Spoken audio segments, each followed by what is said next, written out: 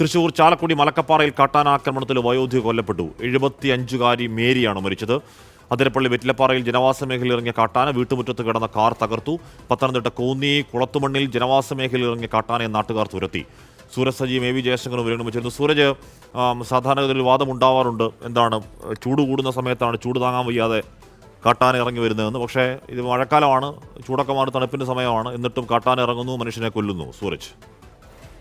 ഹാഷ്മി, അതിരപ്പള്ളി മലക്കപ്പാറയെ സംബന്ധിച്ച് വലിയ ആശങ്കയാണുള്ളത്. കാരണം ഈ അതിരപ്പള്ളിയിൽ ഫെൻസിംഗ് ഉൾപ്പെടെ തകർത്തുകൊണ്ടാണ് കാട്ടാന ജനവാസ മേഖലയിലേക്ക് എത്തിയത്. അങ്ങനെ ജനവാസ മേഖലയിൽ ഇറങ്ങിയ ആനയെ തുരത്തി ഓടിക്കുന്നതിനിടയിൽ ആന വീട്ടുമുറ്റത്ത് നിർത്തിയിട്ടിരുന്ന കാർ ആക്രമിക്കുകയായിരുന്നു.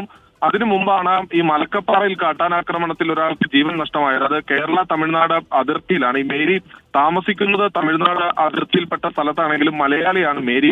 മേരിയുടെ മകൻ ഈ ഫോറസ്റ്റിന്റെ തന്നെ, വനംവകുപ്പിന്റെ തന്നെ ഒരു താൽക്കാലിക ജീവനക്കാരനായി ജോലി ചെയ്യുകയാണ്. അതിനിടയിലാണ് ഇന്നലെ രാവിലെ മേരി താമസിക്കുന്ന ഈ കേരള തമിഴ്നാട് അതിർത്തിയിലുള്ള ചെക്ക് പോസ്റ്റിനോട് ചേർന്ന വീട്ടിലേക്ക് കാട്ടാന എത്തുന്നത്. ഇവരുടെ വീടിന്റെ ചുമർ ഇടിച്ചു വീഴ്ത്താൻ ശ്രമിക്കുന്നു. അതോടുകൂടി ഭയപ്പെട്ട കുടുംബം പുറത്തേക്ക് ഇറങ്ങി ഓടുകയായിരുന്നു. അതിനിടയിലാണ് മേരിയെ പിന്തുടർത്തി ആന മേരിയെ ആക്രമിച്ച് കൊലപ്പെടുത്തുന്നത്. ഈ പിന്നീട് വാൽപ്പാറയിലെ തന്നെ ആശുപത്രിയിൽ മേരിയെ എത്തിച്ചെങ്കിലും അതിനോടകം മരണം സംഭവിച്ചിരുന്നു എന്നുള്ളതാണ് പറയുന്നത്. എന്തായാലും വലിയ പ്രതിഷേധം ഇരു മേഖലകളിലും നിലനിൽക്കുന്നുണ്ട്. ജനങ്ങളെ സംബന്ധിച്ച് വലിയ ആശങ്കയായി കാര്യങ്ങൾ മാറുകയാണ്. ആശ്രം എ വി ജയശങ്കർ കൂടി ചേർന്നു. ജയശങ്കർ, ഈ കോന്നി കുളത്തുമണ്ണ് എന്ന് പറയുന്ന സ്ഥലത്ത് നേരത്തെ ആനകൾ ഇറങ്ങിയിട്ടുള്ള സ്ഥലമാണോ?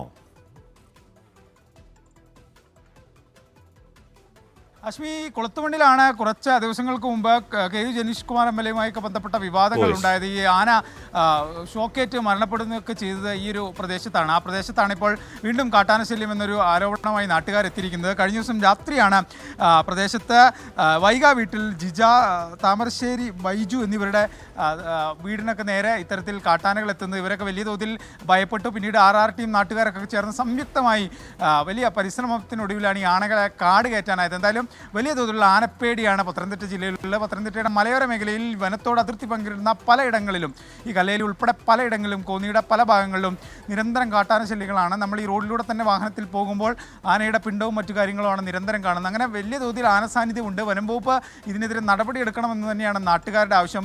ഈ ജനങ്ങളുടെ കൃഷിയും ഒപ്പം തന്നെ അവരുടെ സ്വൈര്യ ജീവിതവും ഒക്കെ ഈ ആനകൾ തകർക്കുന്നു. വലിയ തോതിലുള്ള ഒരു ഭയപ്പാടോടുകൂടിയാണ് വൈകിട്ടോടുകൂടിയൊക്കെ ഈ ആളുകൾ പുറത്തേക്ക് ഇറങ്ങുന്നത്. ഈ പത്തനംതിട്ട നഗരത്തിൽ നിന്നൊക്കെ ഉൾപ്പെടെ രാത്രി ഒറ്റ ബസ്സൊക്കെ ഈ മലയോര മേഖലകളിലേക്ക് പലയിടങ്ങളിലേക്കുമുള്ളൂ. അങ്ങോട്ടൊക്കെ പോകുന്ന ആളുകൾ ഭയന്നാണ് പോകുന്നത്. കാരണം വണ്ടി ഇറങ്ങുമ്പോൾ നേരെ മുന്നിൽ കാണുന്ന ഒരുപക്ഷെ ആനയായിരിക്കും. അങ്ങനെ ഒരു ആനപ്പേടി പത്തനംതിട്ടയിലുണ്ട്. ഈ ആനകൾ ജനവാസ മേഖലയിലേക്ക് വ്യാപകമായി ഇറങ്ങുന്നു.